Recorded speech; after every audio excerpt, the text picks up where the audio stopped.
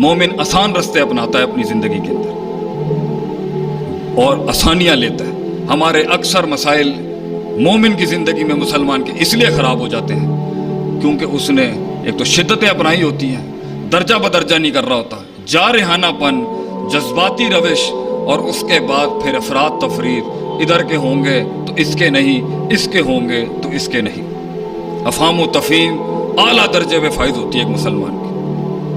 5واں اصول، مومن کی ترجیحات ہوتی ہیں اس کی بصیرت، جسے ہم فقہ الاولیت بھی کہتے ہیں اور اولویت بھی کہتے ہیں فقہ میں، کہ کیا کام پہلے کرنے کے اور کیا کام بعد میں کرنے کے. پہلے کام بعد میں کریں گے تب بھی فساد، بعد کے کام پہلے کریں گے تب بھی فساد. اور ان اصولوں کے تحت آپ دیکھیں کہ شراب 13 سال میں حرام ہوئی یا 12 سال میں حرام ہوئی. رجز من عمل شیطان فاجتنبوہ پہلے دن نہیں آ گیا. نماز درجہ بدرجہ آئی، آہستہ آہستہ کر کے آئی. لوگوں کے مزاجوں کو، لوگوں کے اندر کے جذبات کو اس اصولوں پہ لایا جا رہا تھا جہاں یہ حق کو قبول کرنے کے لیے تیار ہو. دعوت ہو، تبلیغ ہو، تجارت ہو، کاروبار ہو، معاشرت ہو، تعلقات ہوں، اخلاقیات ہوں، انٹرنیشنل پولیٹکس ہوں، یہ سارے اصولوں کے ساتھ ہی مسلمان چلتا ہے کہ نہ شدت، نہ بیچ کا رستہ، نہ افراد تفرید، آسانی ہے اور ترجیحات. اغتنم خمسا قبل خمس، اللہ نے کتنا بڑا اصول دیا ہے ترجیح کا. 5 چیزوں سے پہلے 5 چیزوں کو غنیمت جان لیں. موت سے پہلے زندگی کو، غربت سے پہلے اللہ کے دیوے اس غنا کو، بڑھاپے سے پہلے اس جوانی کو، اور جو ہے وہ فقیری سے پہلے اس امیری کو. تو یہ ترجیحات ہیں جو اللہ کا دین سکھاتا ہے کہ مومن ترجیح دیتا ہے امپورٹنٹ چیزوں کو، اہم چیزوں کو ترجیح دیتا ہے. اگر ترجیحات کا ہی فن نہیں آتا ہوگا اس کی بصیرت کو تو کس کے ساتھ وقت لگانا ہے، کس کے ساتھ نہیں، کس کے ساتھ وقت نہیں لگانا ہے، کس کے ساتھ لگانا ہے. یہی ترجیحات کی وجہ سے آپ کی روش پانی رستہ بنانے سے رکے گا. 6واں اصول، مومن تنوع اختیار کرتا ہے اپنی بصیرت میں دور کی چیزوں کے دیکھنے کے لحاظ سے.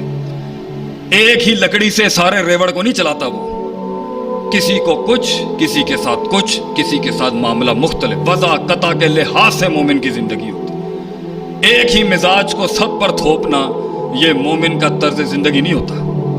کہیں تو وَإِذَا خَاطَبَهُمُ الْجَاهِلُونَ قَالُوا سَلَامًا چل جائے گا، کیونکہ اتنا بے ڈھنگا دشمن ہے، اتنا بے ڈھنگی مخالفت ہے، اتنا بے اصول دشمن کھڑا ہے کہ اگر مومن اس کے ساتھ انگیج ہو گیا تو سارے مثبت پہلو تباہ ہو جائیں گے وہاں پر، اور پوری روش اور پورا انقلاب جو ہے وہ وہاں پہ سبوٹاج ہو جائے گا.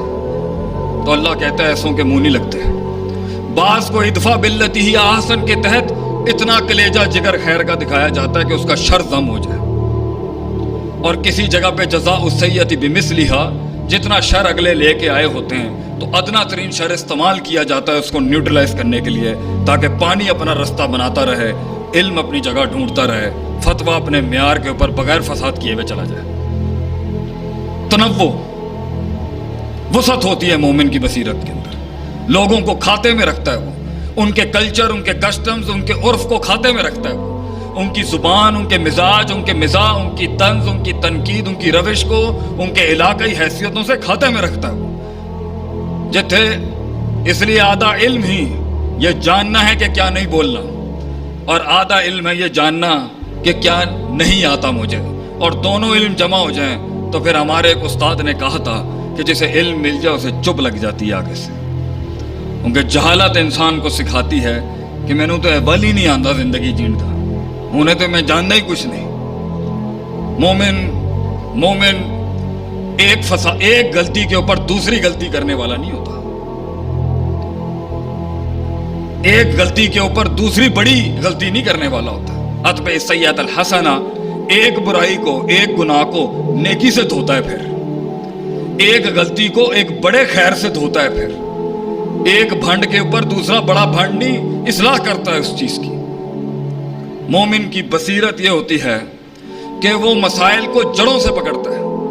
سد الذریعہ کا دین کا اصول ہے کہ چیز کو وہیں روک دینا چاہیے جہاں اس کی چھوٹی قلیل اگر نشہ دے سکتی ہے تو کثیر بھی نشہ، کثیر تو بالولا حرام ہے، تو قلیل کے اوپر ہی اس کے اوپر حرمت ہے۔ انہی اصولوں میں سے بصیرت اور فقہ اور گہرائی کے اصولوں میں سے ایک بڑا اصول یہ ہے کہ مومن چھوٹے چھوٹے قدم لیتا ہے مگر دوام کے ساتھ لیتا ہے۔ ادومہ یا ادومھا وان قل۔ نبی صلی اللہ علیہ وسلم سے کسی نے پوچھا سب سے معیاری اسلام کس کا ہے؟ آپ صلی اللہ علیہ وسلم نے فرمایا چھوٹا کام کر لے جو مگر استقلال کے ساتھ مستقل مزاجی سے کرتا رہے۔ آج موڈ ہوا یہ، کل موڈ ہوا وہ، پرسوں موڈ ہوا وہاں پر، اس سے انقلاب نہیں آتے بھائی جان، اس سے تاثرات اچھے نہیں جاتے لوگوں کے اوپر۔ تقریر ہو، تحریر ہو، کتابت ہو، زندگی ہو، میاں بیوی کے تعلقات ہوں، تجارت ہوں، ایکسپیریمنٹس ہوں، مشاہدات ہوں، مطالعے ہوں، اگر آپ کے اندر مستقل مزاجی نہیں ہے کہیں نہیں پہنچ سکے گا۔ تو مومن یا تو جنگ شروع نہیں کرتا ہے تو پھر اختتام تک لے کے جائے گا اس کو۔